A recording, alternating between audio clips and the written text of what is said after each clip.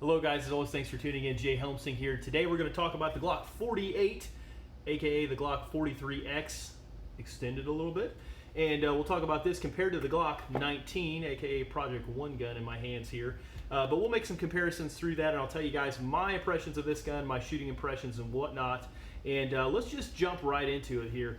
Let's start at the top and go on down. As far as right now, these guns just came out, and the only thing available on them are these generic, terrible, junky Glock sights that I can't stand. But those are soon to be replaced, at least on my gun. I hope that they're working on some kind of an Ameriglow Bold series for these mini guns here, and that will be something that we can add to it. I will also let you guys know before we get too much into this, I really don't like carrying small guns. So in other words, I don't really like these kind of micro 9 guns. I have had some Glock 43s, I've had some Smith & Wesson Shields, but I just don't really favor them because I am a law enforcement officer, and I typically like carrying something a little more substantial when I can get away with it. So I will put that out beforehand. So the quick and dirty 2 minutes here is that this is kind of a mixed bag for me. This is one of those guns where I can kind of maybe see me really growing into this gun, or I can see it just being something that I just put on the wayside and I just continue carrying my Glock 19 or my other compact pistols as well. So we'll kind of see how that pans out, but I'm going to try to portray that the best that I can here in this review. So got the sights out of the way here. Let's get on with this slide. So that's kind of a unique feature here. This slide is obviously a different color than I remember any factory Glock slide ever being, and it's also a very nice frictional texture. So it's a PVD coating, and it's not that NDLC coating, which I think is an awesome idea because this has a lot of friction, and you're very easily able to manipulate this gun because of that extra friction that you have there, as opposed to the NDLC, which does wear like iron, but is also slick as wet grass most of the time. So just something to point out there that I really like the finish of this.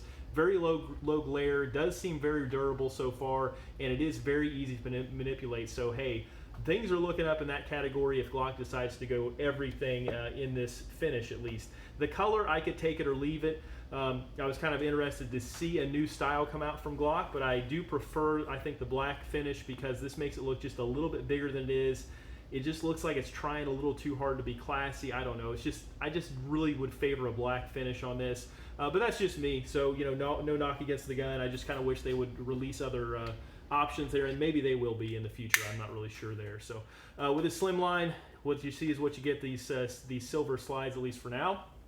Let's go ahead and talk about the ergonomics next of this gun. As you see, the 43X and the 48 both share this larger frame.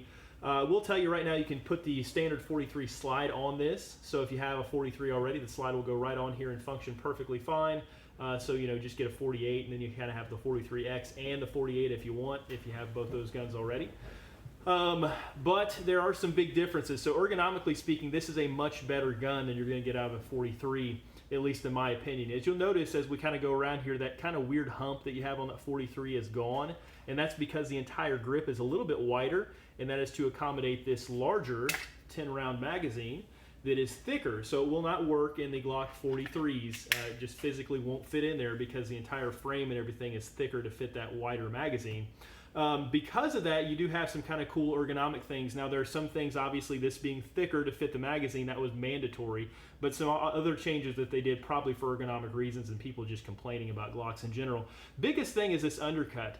This undercut here is much better, the radius is much better, and that's because this entire part down here, this entire trigger guard, at least on the bottom half, is thinner than what you're going to get on the 48. So you don't have that really abrupt kind of Glock trademark, like you see this big old thick trigger guard down here with that kind of really crazy radius. That's all been done away with. I think the radius is the same, but it's just thinner. So those few little degrees there do make a big difference, and it's much more forgiving on your knuckle there. It is easier to get a nice high purchase on. Some other changes I have noticed on this gun are obviously this beaver tail here. No interchangeable straps. What you see is what you get, but this beaver tail is kind of downturned a little bit. I don't really favor it. It just kind of, it does really kind of plant the gun in your hand, but as you see, if you have bigger hands like me and you get that high grip, it is going to really kind of depress there, and it's a narrow area, so you're putting a lot of surface pressure just on that little space there. Just a little bit of an annoyance, something that, you know, I'd like to see more of a rounded area there, and that might be something that I contour myself. Other than that, it is very comfortable in the hands, and that's mostly because of this grip style. So it mimics very closely the Glock 19 hump. So it follows that very closely. It does not have the same Glock 43 profile that has that kind of very high rounding hump that comes out there that just is kind of weird and awkward, at least in my hands. This is much more gradual, much less pronounced until you get further down here at the bottom. So it does fit my hand very nicely. You will not have an accessory rail just like the Glock 43. Just something to point out there if you're going to be using this as maybe like a full-time carry piece or something like that. Now there are some lights and things you can get that will fit on the Glock 43 without that rail, but just something to note, you do kind of lose a little bit of flexibility because that rail is not there on this gun. Other than that, ergonomically speaking, the mag release is standard Glock stuff, really nicely done, easy to activate, easy to manipulate.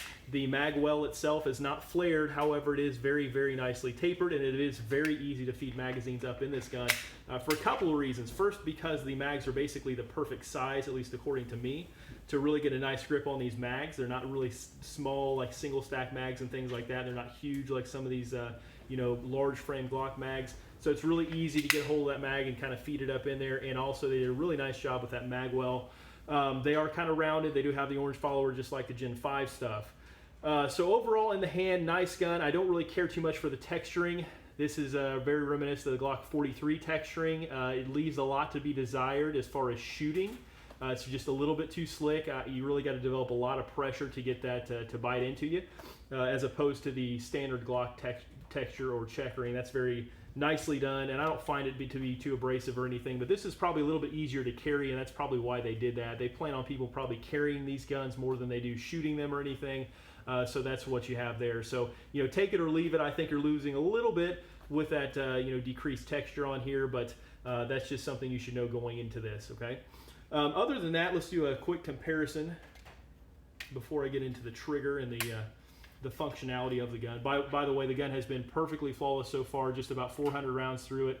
No issues at all, no bobbles, no hiccups. It's taken everything. I don't notice a tight chamber or anything wacky like that going on. But you'll see here, it is essentially identical to the Glock 19. The length overall is the same. The slide's a little bit shorter. Get a little more metal on that slide on the Glock 19. Overall length's about the same. Overall height is identical, if I can get these lined up here. So that overall height is identical. The width is where you're going to have the biggest difference, and you expected that from the slim line. Okay, so you see that it's not a lot really, but in the hand it is a lot. It's very noticeable. It is very thin gun, and it also lightens it up just a little bit being thinner like that. There are some drawbacks that I'll get into here in just a moment of that though as well. But there you have it. That's basically the comparison. It is essentially a Glock 19, just kind of skinny, slimmed down, and reduced in width and everything like that. Okay. So I'm going to talk about the trigger next, and what I've noticed is there are a lot of things just like the Glock 43 in here, which means that it's not as overbuilt necessarily as your full-size duty Glock. So everything in here is smaller, it's skinnier. It's probably just not made to have the tar beat completely out of it like most of your duty size Glocks. Just take that into account for what it's worth. I don't think there are any reliability issues with the 43, but it's just not as robustly built inside. It's just everything's skinny, everything's small, the connector's smaller. Really everything is just not as wide and robust as you're going to get in your other Glocks, which is probably to be expected. The trigger, you do have a little bit of take up. It's very reminiscent of the Gen 5 Glock. It's not a whole lot of clunkiness or anything. Get back to a very pronounced wall here.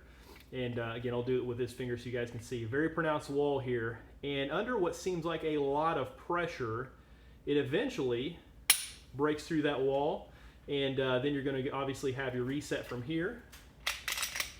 Standard Glock fare. Out just about as far as any other Glock that I felt. And then right back into that wall. And then break again off that wall. Now my biggest complaint here is that serrated trigger. Really not much they can do about it. That's something that they have to do for these small guns. As far as importation and things like that, at least that's what I was tracking. But something I may look into replacing is that trigger shoe. It's just not real friendly. These serrated triggers, especially with the way this little dingus thing here, or this safety on these Glocks, it just kind of puts all that pressure on one point, and it really makes these triggers feel heavier than they are because it's not, you don't have that surface area across your finger like you do on some wider triggers. So that's kind of a drag. The other thing is, the trigger feels a lot like a Gen 3, Gen 4 trigger. It definitely doesn't feel like a Gen 5 trigger. It feels a little stiff, frankly. It feels just a little bit notchy, if you will. it's just not as nice of a trigger as you're going to get out of this gun here, or really any Gen 5 gun. Which I guess is to be expected. Like I say, everything's smaller in here. This is more made for carrying and concealing and things like that. I get it, but just know going in, there is definitely a trade-off as far as maybe you'd say shootability, but definitely that pleasure in shooting, because the trigger is just not quite as good here. Now, most of the Glock 43 stuff will go in here, so you can put the trigger in, you can put the reduced connector, all that kind of stuff, however crazy you want to get with it. But just out of the box, just the trigger is just not nearly as nice as a box stock Gen 5 with that trigger in there. So just know that going in. And really that's kind of my only complaint with the gun, is that it is made to carry more than shoot, I feel like. And I just kind of get that impression with the gun. It's not something that I would want to just go out and put 50,000 rounds through. And I'll kind of show you this. Let's see if we can do this. Just kind of show you. There's something interesting I want to show you, break down both of these. But let's go ahead and show you side by side what we're looking at. So all the guts in here are basically replicated the same. Everything's just smaller in these, these smaller slimline guns. So just kind of know that going in. Everything, even like the locking block, looks less robust. Your, your lugs and things like that are a little bit smaller as far as for the slide. So maybe just a little bit here and there in accuracy is going to be off. Okay. Now, getting into the slide looks just like something out of a Glock 43, but longer. Go figure. Double captive recoil spring, does a really good job. Recoil, a little bit more pronounced than you're going to get out of your Glock 19. That's because it's a little bit heavier, but it does have substantially less recoil, noticeably less recoil, I should say, not substantially, but noticeably less recoil than your Glock 43 or 43X, because you do have that mass out over the slide there, so it does have a longer slide. Now here's the interesting thing. Let's look at the barrels, and this feels like an NDLC coated barrel out of the 48 here. But if you'll notice, and I'll line these up with the chambers, the 43 barrel is actually longer than the Glock 19 barrel. So hey, go figure, some kind of oddity there. You'll notice they both have that same target crown. However, the 43 barrel is skinnier, it is thinner in thickness than you're going to get out of that Glock 19. And it does not have the same burnishing issues. So you see that burnishing that's kind of famous with the Glock Gen 5s. None of that has generated yet with 400 rounds on this, so it functions and locks up, and everything, trigger feels just like a Gen 3 or 4 Glock as opposed to a Gen 5. So just know that going in. You're not getting really the latest and greatest necessarily. It's just kind of one of those in the middle, compromises to be thin and to be light. Okay, so great carry gun, shoots really, really well. I've had really good luck with it in the accuracy department. Now, if we were to be as honest as we can, which is what I try to do, I do shoot my Gen 5 Glock 19 better, but know that I have a lot of rounds on that gun. Okay, so that's just something to put out there. I do shoot my Glock Gen 5 a little bit better, and I think maybe there are a couple reasons. Okay, so the big reason, once I get this all put back together here, the big reason you're going to notice is mostly with this grip. It just, for me, it's just not sticky enough. Okay, it's just not. Doesn't have enough texture. You could change that. You could put some Talon grips and things like that. I may look into that. I'm not sure. It's just a little bit slick. I really can't get that super tight grip that I can on some of my other guns with that. And it's also thin, so most of that energy is being transmitted to your hand in a much smaller footprint, which means it feels like it has a little more recoil. Obviously, everything being lighter, it probably does have a little bit more recoil. But you do kind of feel it a little bit more than you do out of the 19. The 19 does a little bit better job kind of handling that recoil. So if it were up to me, I would not say that the Glock Gen 5 or really any Gen 19 is equivalent to a 48. If I had my choice and we're going to war and things like that, I would definitely have a Glock 19 or preferably a 17 or a 34 or some kind of big monster like that. For various reasons, but they really don't shoot the same. Just kind of know that going in. This one is just definitely kind of caters more to convenience and to concealability over shootability in some cases. Okay, so let's get these things on the scale and we'll look at that next. Zero out my scale. Let's start out with the Gen 5 19, and we are looking at. I don't want to look at grams. We'll look at ounces. So we're looking at 1 pound 8.3 ounces, 1 pound 8.3 ounces for the Glock 19, and we're looking at 1 pound 4.2 ounces for the Glock 43. So 1 pound 4.2 for the Glock 43. So you know, we're looking at about 4 ounces difference, which is you know, kind of substantial. You can definitely feel it in your hand. I will say something about that weight too. This gun, especially when it's not loaded, it kind of has a funky feel to it. It just doesn't really point as naturally as some other guns. So the Glock 43X, I feel like points a little bit better than this. But on paper, I went with this mainly because I don't like small guns, but a few other reasons we'll get into here in just a minute why I picked the longer slide and barrel. But it's got a kind of a funky feeling when you point it. Now, I've got big hands. I can get a really good grip on this even though it's a smaller gun, so they did a good job kind of making it fit everybody. But the Glock 19 feels a little more balanced. It's a little bit easier for me to transition from target to target. It's just the weight seems to ride a little bit better there.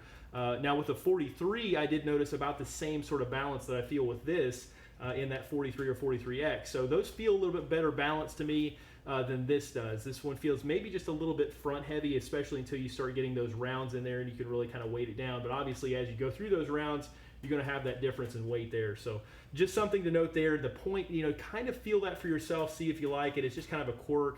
I don't know if it would really slow me down or anything, but that's just you know, something I noticed right away when I picked the guns up side by side, 43X and 48. The 43X felt like it pointed a little bit better. Now why I picked the 48 is because of the longer barrel length. So you want that, at least I want that better sight radius if I have to take longer distance shots, and I also want that longer barrel because most of your defensive ammunition is shot through 4-inch barrels. So I usually like to stay around 4 inches if I can, just to make sure I get, you know, full penetration, full expansion of those defensive rounds if needed, okay? Not that, you know, 43 won't work perfectly fine, but that's just, you know, I can usually get away with carrying a bigger pistol. So, you know, if I can, why not? If I get more velocity, why not, right? So that's my take on it. So we'll kind of continue to play with this gun and see how it shakes out. I do have a holster on the way. I have better sights on the way to fix all that kind of stuff. We'll see if this gets into a gun that I really like to carry, and I will update you guys. Or if it's just something where I say, hey, you know, the 19, I really don't have a problem with it. I really don't have a problem usually concealing this in really anything I wear. So I just prefer using that, you know. So we'll kind of see how that works out for me as far as that goes. But I do appreciate you guys tuning in. Feel free and to comment, like, subscribe, share, do whatever you want to with this channel so we can continue to grow and bring you guys these reviews. If you have any comments or suggestions, feel free to drop those off as well. And as always, continue to research and practice your craft, because that's what this is all about. If you don't like my reviews, look at somebody else's. But get out there at the range, you know, test these things out for yourself. Go to your gun stores, your local gun shops, talk to those people, get these guns in your hands, really find out what's best for you, and continue to press on with this 2A thing. I think it's going to get really hot and heavy here before long. We really have to be fighting for our rights and kind of safeguarding those. So continue to go out there, teach people how to shoot, spread your own knowledge, and let's make the world a little bit better, guys. Thanks again for tuning in. Jay Helmsing.